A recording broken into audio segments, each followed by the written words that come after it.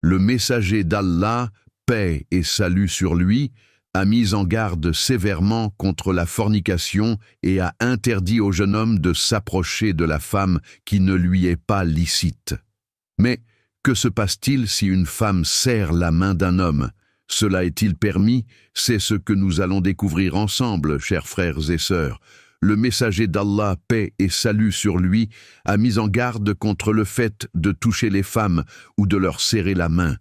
En effet, dans un hadith authentique rapporté par At-Tabarani et Al-Bayhaï, le prophète, paix et salut sur lui, a dit « Il vaut mieux pour l'un d'entre vous qu'on lui enfonce un poinçon de fer dans la tête que de toucher une femme qui ne lui est pas licite. » L'imam Al-Manawi, qu'Allah lui fasse miséricorde, l'explique en disant « Cette interdiction du simple toucher s'applique en absence du désir charnel, alors qu'en est-il avec le désir ?»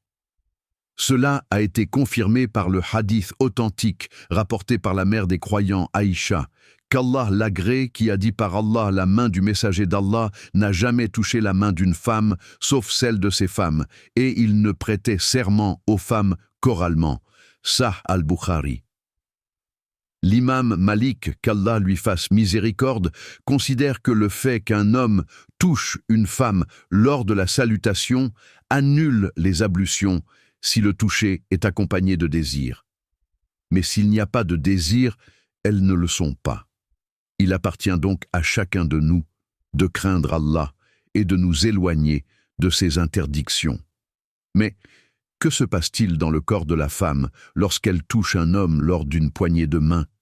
Les scientifiques ont confirmé que lorsqu'un homme et une femme se serrent la main et qu'il y a un contact entre eux, la cellule liée à la peau peut transmettre des sensations de désir à la femme dans une proportion beaucoup plus importante qu'à l'homme. Ces sensations se manifestent spontanément chez la femme en raison de son excitation au contact de l'homme, ce qui peut conduire à la fornication. C'est pourquoi Allah le Très-Haut nous a ordonné dans le Coran de baisser les regards hommes et femmes. Notre bien-aimé prophète a certes dit « La meilleure aumône est de donner de l'eau à boire ». Frères et sœurs, aidez-nous à offrir de l'eau potable à ces villageois. Pour y participer, le lien est en description. Monsieur